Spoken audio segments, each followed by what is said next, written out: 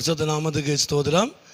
இன்றைய தினத்துக்கான தேவனுடைய வார்த்தையானது எபிரெயர் 3ஆம் அதிகாரத்திலே 6வது வசனத்தில் அந்த கடைசி பகுதியை பார்க்கும் பொழுது நாமே அவருடைய வீடாக இருப்போம் என்று சொல்லி வேதத்தில் வாசிக்கிறோம்.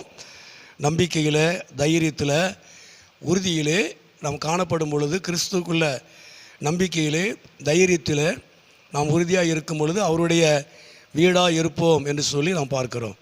உண்மையாகவே இந்த நாட்களில் நாம் தேவனுடைய வீடாக இருக்கிறோம். ஆண்டவராக இயேசு கிறிஸ்துவை ஏற்றுக்கொண்டவர்கள், ரட்சிக்கப்பட்டவர்கள் நாம் தேவனுடைய வீடாக இருக்கிறோம்.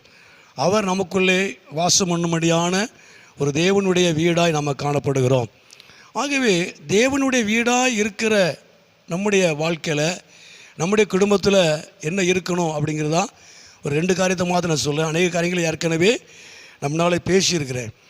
ஆகிய அந்த நாட்களில் அந்த 2 நாளாகமும் 5ஆம் அதிகாரத்தில் அந்த 13வது வசனத்தை நான் வாசிக்கும் பொழுது, கர்த்தருடைய வீடாகிய தேவாலயம் மேகத்தினால் நிறையப்பட்டது என்று சொல்லி பார்க்கிறோம். அப்போ தேவனுடைய வீடு என்று சொல்லக்கூடிய நம்முடைய வாழ்க்கையில், நம்முடைய குடும்பத்தில், நம்முடைய வீட்டில் என்ன இருக்கணும் அப்படின்னா, அதாவது அதுக்கு முன்னால் மேலே வாசிக்கிறோம், அங்கே கர்த்தரை துதித்து ஸ்தோத்தரித்து பாடினார்கள் என்று சொல்லி முந்தின பகுதியிலே வாசிக்கிறோம் 13ஆம் அதிகாரத்து 13ஆம் வசனத்தில். அப்போது தேவனுடைய வீடு என்று சொல்லக்கூடிய நம்முடைய வாழ்க்கையில் தேவ மகிமையினால் நிரப்பப்படுவதற்கு, தேவன் வாசம் பண்ணுவதற்கு தேவனை நாம் துதிக்கணும். நம்முடைய வீட்டிலே, நம்முடைய குடும்பத்தில் நாம் கர்த்தரை துதிக்கணும், கர்த்தரை ஆராதிக்கணும். ஏதோ நம்ம ஒருமனப்பட்டு ஒன்றுபட்டு ஞாயிற்றுக்கிழமை மாத்திரம் ஒரே இடத்துல கூடி ஆராதிப்பது மாத்திரமல்ல, நம்முடைய வீட்டிலே, நம்முடைய வாழ்க்கையில், நம்முடைய குடும்பத்தில் நாம் கர்த்தரை ஒருமனப்பட்டு கர்த்தரை துதிக்கணும், கர்த்தரை ஆராதிக்கணும். அது மாத்திரம் நம்மளை தொடர்ந்து கீழே வாசிக்கும் போது கர்த்தர் நல்லவர், அவர் கிருபை என்றும் உள்ளது என்று ஸ்தோத்தரித்தார்கள் என்று சொல்லி பாரு. கர்த்தர் நல்லவர், அவர் கிருபை என்றும் உள்ளது என்று சொல்லி தேவன் செய்த நன்மைகளை நினைத்து நாம் அவருக்கு நன்றி செலுத்தணும். அவருக்கு நன்றி உள்ளவர்களாய் நம்ம காணப்படணும். கர்த்தருடைய வீடு என்று சொல்லக்கூடிய நம்முடைய வாழ்க்கை, நம்முடைய குடும்பத்தில் தேவனை ஆராதிக்கணும்.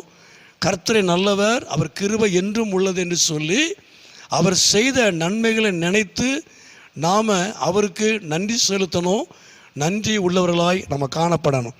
அது மாத்திரமல்ல, தொடர்ந்து நம்ம அந்த ஆதியாமத்திலே நான் வாசிக்கும் பொழுது 28:17 வாசிக்கும் பொழுது தெரிந்த காரியம், யாக்கோபுடைய காரியம், இது தேவனுடைய வீடு அல்லாமல் வேறல்ல, இது வானத்தின் வாசல் என்று சொல்லி நாம் பார்க்கிறோம். அப்போ தேவனுடைய வீடு என்று சொல்லும் பொழுது 3ஆவதாக அந்த 12வது வசனத்தை நான் வாசிக்கும் பொழுது, இதோ ஒரு ஏணி பூமியிலே வைக்கப்பட்டிருந்தது, அது நுனி வானத்தை எட்டியிருந்தது, அதிலே தேவதூதர் ஏர்களும் இறங்களுமாய் இருந்தார்கள் சொல்லி அதை வாசிக்கிறோம். அது ஜெபத்தை காட்டுகிறது, நமக்கு தெரிந்த ஒரு காரியம்தான்.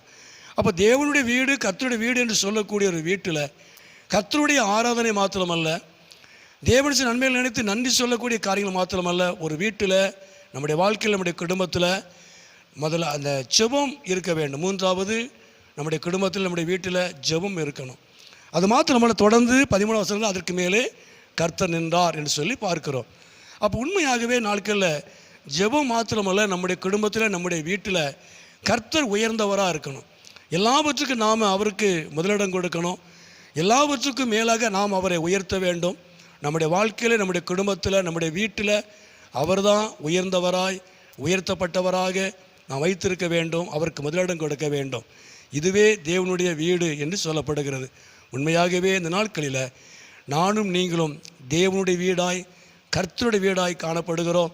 கர்த்தருடைய வீடு என்று சொல்லப்படும் பொழுது நம்முடைய வீட்டிலே, நம்முடைய குடும்பத்தில் தேவனை ஆராதிக்கணும். தேவன் செய்த நன்மைகள் நினைத்து நம்ம நன்றி செலுத்தணும். ஜெபம் இருக்கணும். நம்முடைய வாழ்க்கையில், நம்முடைய குடும்பத்தில் எல்லாவற்றுக்கும் மேலாக நாம் அவரை உயர்த்த வேண்டும். அவருக்கு முதலிடம் கொடுக்க வேண்டும்.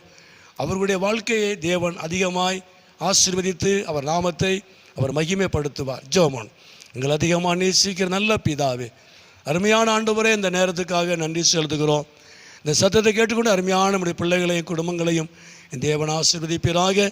விசேஷமாய் ஆண்டவரே, இந்த நாட்களில் ஆண்டவரே, நாங்கள் உம்முடைய வீடாக, தேவனுடைய வீடாய் காணப்படுவதற்கு நாங்கள் ஆராதிக்க வேண்டும், நாங்கள் நன்றி செலுத்த வேண்டும். ஆண்டவர் நன்றி உள்ள காணப்பட வேண்டும். ஆண்டவரை ஜெபிக்க வேண்டும். எல்லாவற்றுக்கும் மேலாக உம்மை உயர்த்த வேண்டும் ஆண்டவரே. உமக்கு முதலிடம் கொடுக்க வேண்டும். அப்படிப்பட்டதான வீட்டிலே குடும்பத்தில் உம்முடைய மகிமை, உம்முடைய பிரசனம் இருக்கும். நாமத்துக்கு நன்றி செலுத்துகிறோம்.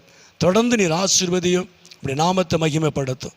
இயேசுவின் நாமத்தில் ஜெபிக்கிறோம் நல்ல பிதாவே. ஆமேன், ஆமேன்.